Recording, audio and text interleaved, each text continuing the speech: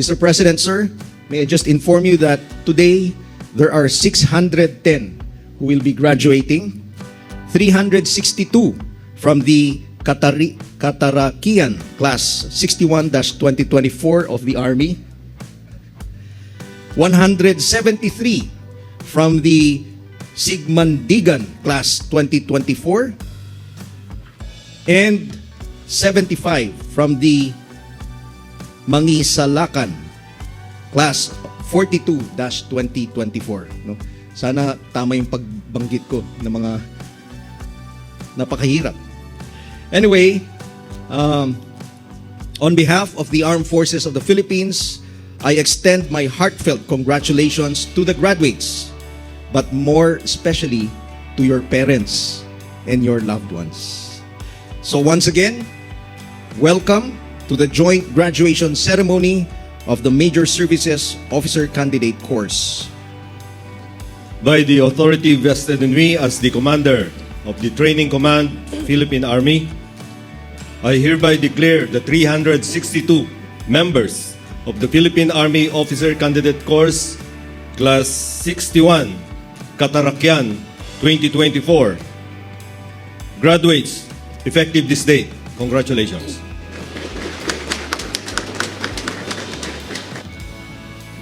By the authority vested in me as the Commander of the Naval Education, Training, and Doctrine Command, I hereby declare the 75 members of the Philippine Navy Officer Candidate Course, Mangisalakan Class 42-2024, graduates effective this date. Congratulations.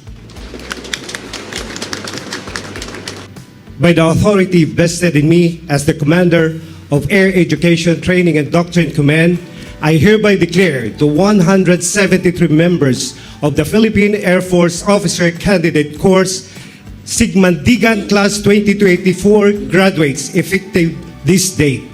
Congratulations. Thank you very much to the commanders of the Major Services Education, Training, and Doctrine Commands. Well, from here, we shall move on with the distribution of diplomas and presentation of awards to the graduating officer candidates of the Philippine Army Officer Candidate Course, Katarakian. Katihang binikis ng talino't lakas, respeto at kagitingan ang kinikilala at nangingibabaw Class 61-2024. The guest of honor, His Excellency Ferdinand R. Marcos Jr. He's the President, Rear Admiral Jose Ma Ambrosio, Q.S. Baleta, Philippine Navy, Flag Officer in Command, Philippine Navy, and Rear Admiral Joe Anthony C. Orbe, Philippine Navy, Commander, Naval Education, Training, and Doctrine Command, Philippine Navy. Presidential Saver Awardee, Probationary Ensign Earl Manuel F. Bendo, P-905630, Philippine Navy, from General Emilio Aguinaldo, Cavite. Secretary of National Defense Saver Awardee, Probationary Ensign Lord Johnson D. Tabares, P-905661, Philippine Navy, from Santo Tomas, La Union. Chief of Staff Saver Awardee, Probationary Ensign Mark Eli M. Cernal, P-905659, Philippine Navy, from San Ramon, Bulac, Camarines Sur. Flag Officer in Command Saver Awardee, Probationary Second Lieutenant Jaynar D. Alvarez, P-905691, Philippine Navy Marine, from Pagadian City, Zamboanga del Sur. To receive the diplomas on behalf of the class, may we call on Probationary Ensign Christian Romanuel M. Leburo, P-905642, Philippine Navy.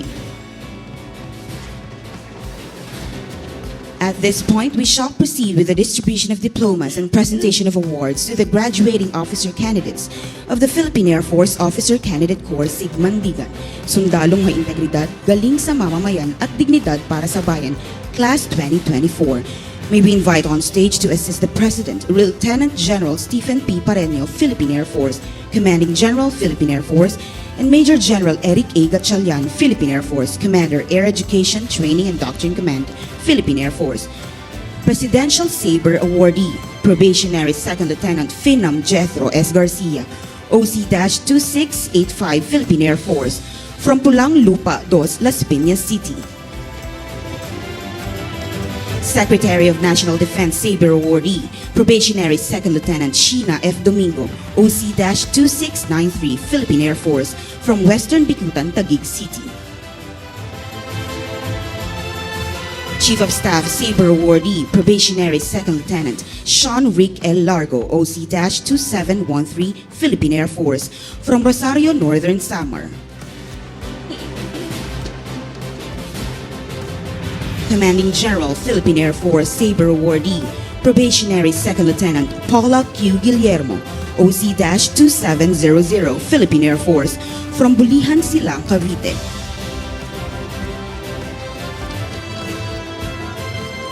To receive the diplomas on behalf of the class, may we call on Probationary Second Lieutenant Chester Chris B. Pascual, OC-2680, Philippine Air Force.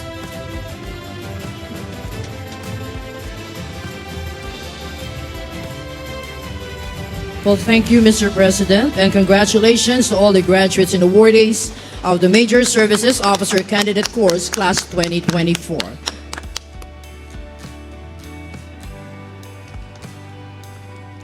Well, from here, let us proceed with the valedictory address to be delivered by the top graduate of the Philippine Army Officer Candidate School, Probationary Second Lieutenant Mel L. M. Piso.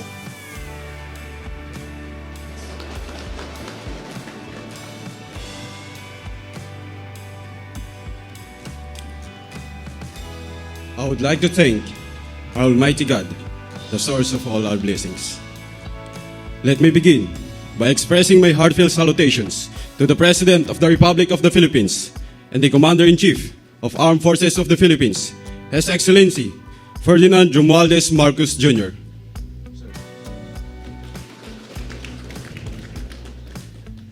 To the Secretary of National Defense, Honorable Gilberto C. Teodoro Jr. And the senior leaders of the Armed Forces of the Philippines, led by Chief of Staff General Romeo S. Browner Jr. To the members of the graduating class, Philippine Navy Officer Candidate School, Mangisalakan Class 42, Philippine Air Force Officer Candidate School, Sigmandigan Class 2024, and to my classmates from the Philippine Army Officer Candidate School, Katarakian Class 61, to our loving parents, relatives, friends, ladies and gentlemen, a pleasant morning to all of us. Let me also express my heartfelt gratitude to our Commandant, Colonel Harold M. Cabuno, Masters in Military Defense Studies, Philippine Army. Your guidance and exemplary leadership have paved the way for us to become the leaders we aspire. I am also grateful to all my seniors, classmates, juniors, and our training directorate for mentoring us every single day. More importantly, to our parents, who have tirelessly supported and worked hard for us to ensure our bright future. Sa lahat ng kasama kong magsisipagtapos, yakapin natin ng maigpit mamaya ang ating mga magulang paglabas sa bulwagang ito bilang simbolo ng ating pasasalamat. Mga mahal naming magulang, maraming salamat po. Looking back on the training we had, the challenges almost made us give up, but we stood up and fight for our dreams. Mga madaling araw na halos ayaw na nating bumangon. Mga gabing tahimik tayong umiiyak, kasabay ng mga team nating panalangin.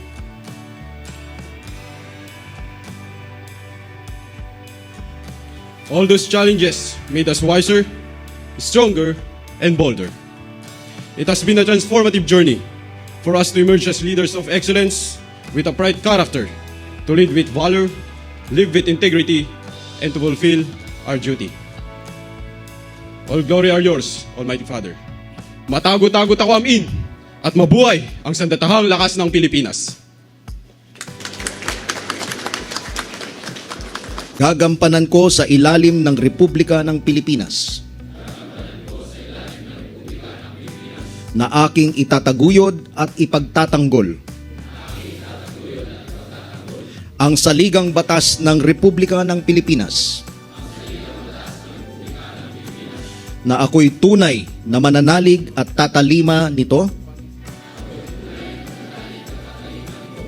na susundin ko ang mga batas mga utos na ayon sa batas,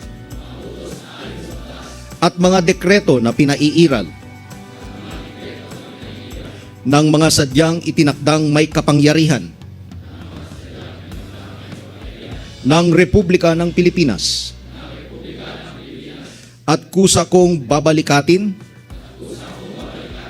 ang mga pananagutang ito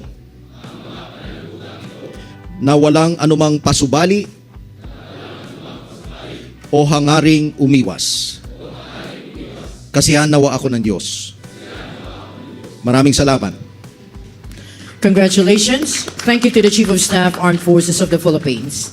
To overcome the challenges of becoming an officer of the Armed Forces of the Philippines. This marks the beginning of your role to ensure the defense of our nation and the safety of all Filipinos. As I stand before you here today, I am very proud to know that the future of our nation's defense and peace lies in capable and honorable hands. Ngunit bago natin bigyang pugay ang mga nagsitapos, kilalanin muna natin ang mga tahimik ngunit matatag na taga-suporta na laging nasa likod ng kanilang tagumpay. Sa pamilya at mahal sa buhay ng ating mga nagsipagtapos, maraming salamat sa inyong walang sawang pagmamahal at pagsusuporta sa inyong mga anak. We also remember the trainers, the mentors who guided all of these graduates on their journey towards becoming officers of the major services of the AFP. The lessons and guidance that you have provided will be the light in the challenges that lie ahead before these new officers. To our awardees, congratulations on your achievements and thank you for being an inspiration to your fellow officer candidates. May these awards encourage you to excel in your duties and become even more dedicated to serving our beloved Philippines. Your achievements and success are your contributions to nation building. Let this be your guiding principle as you step forward. In the face of evolving threats and modern warfare, innovation, technical expertise, and leadership rooted in service will be your most powerful weapons. To all the members of the AFP, be assured that this administration remains committed to transforming our AFP into a world-class force that is a source of national pride and national security. This transformation begins with investing in our people, in their talents, the specialists, the leaders who will bridge the gap between tradition and innovation. We will modernize your equipment, enhance your training programs, ensure that you are equipped to face challenges not just of today, but also of the future. Because together, we build an AFP that will stand as a beacon of strength, of alliance, resilience, and technological excellence. Lagi natin alalahanin na ang bawat hamon ay bahagi ng mas dakilang layunin.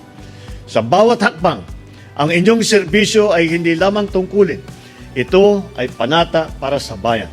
Isang handog para sa bawat Pilipino na umaasa sa inyong husay, tapang, dangal, at malasakit.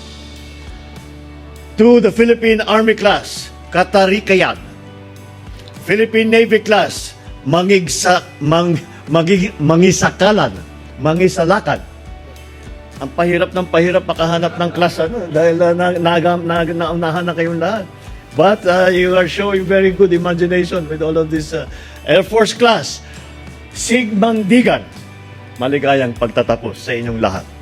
Maraming salamat sa pagtanggap sa hamong makapagsilbi sa ating minamahal na Pilipinas.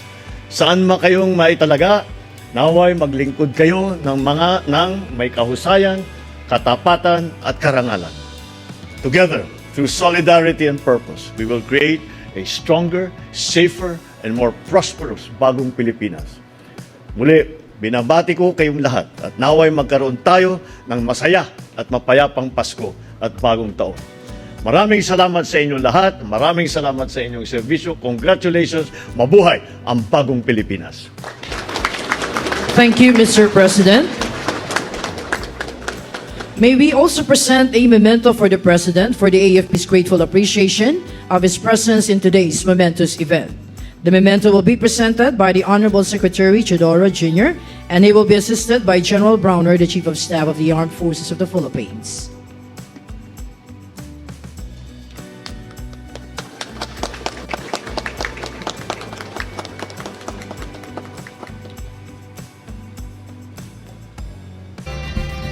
Okay, another shot, please. Smile. Okay, once again, thank you very much, Mr. President, for granting us that photo opportunity. Well, that concludes our program.